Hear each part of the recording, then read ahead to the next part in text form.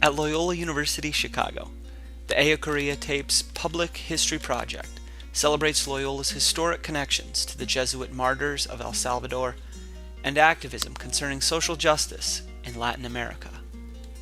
This project began in fall 2013 when I ventured out and did a public history project with students in a Cold War in the Americas class, and we were in the university archives and we were exploring Loyola's activism in the 1980s around the civil wars in Central America.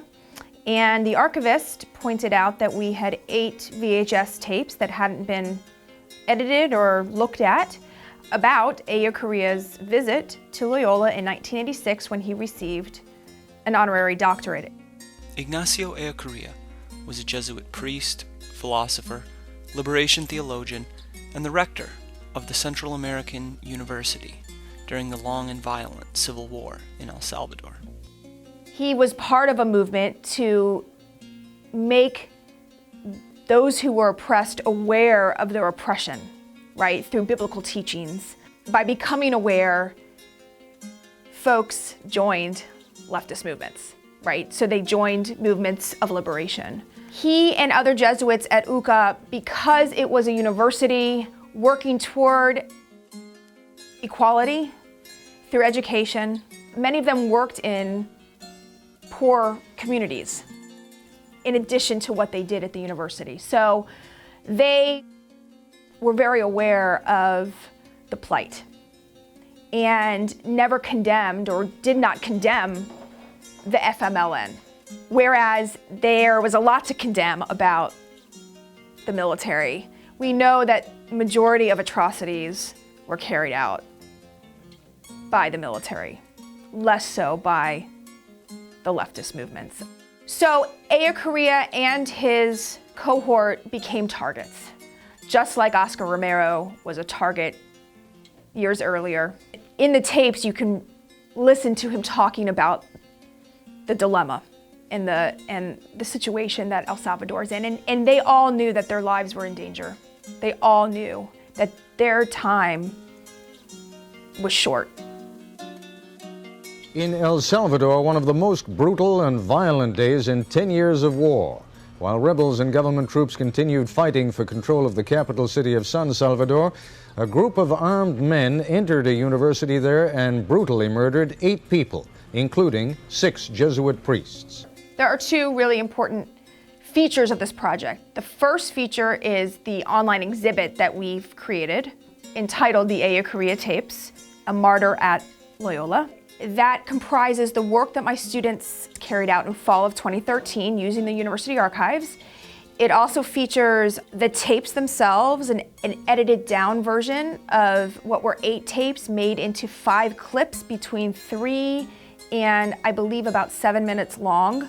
5 different clips, including the actual ceremony in which Ellacuría receives the honorary doctorate. It includes information, historical context for understanding the Salvadoran Civil War, for understanding the Cold War, and for understanding Loyola's role in the 1980s among students, faculty, and staff. I know we had on campus in the 1980s some very active faculty, particularly in the philosophy department, and I'm speaking of Professor David Schweikert, who organized students through the Loyola Organization for Students in Solidarity with Latin America. And we also had another faculty member, Tom Sheehan, Professor Sheehan, who eventually moved on to another university, but at the time was very active in raising awareness on campus about U.S. aid to Latin America, but also raise awareness about leftist movements in Central America.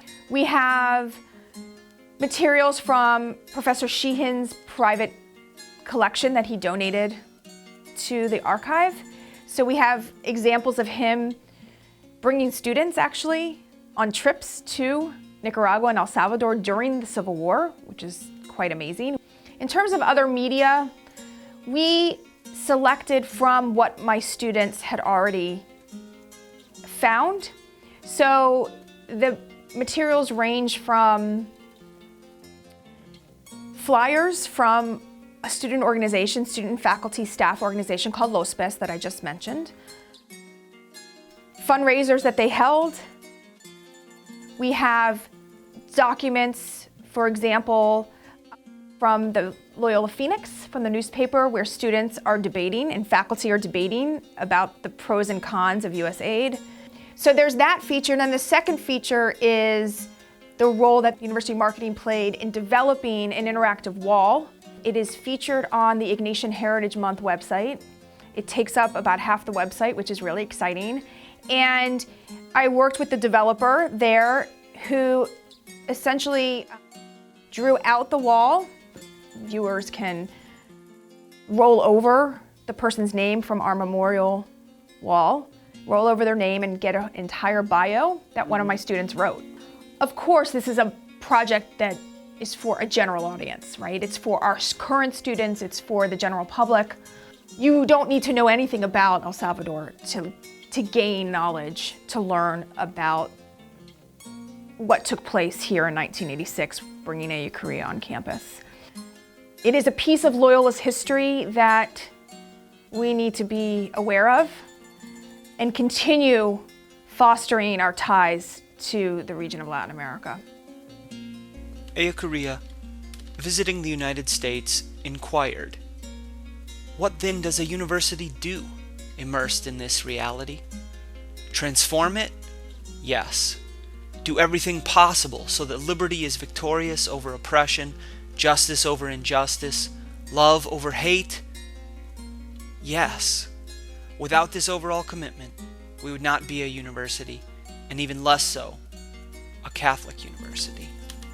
In many ways, I see this project, the resurrection of these Ellacuría tapes that have been sitting for 20 plus years in the archive, no one has looked at them. I see this as a way to remind Loyola of its connection to Latin America. I see it as a way to also pay tribute to the faculty, staff, and students at the time who were actively engaged in learning about Latin America, in raising awareness on campus and in the community.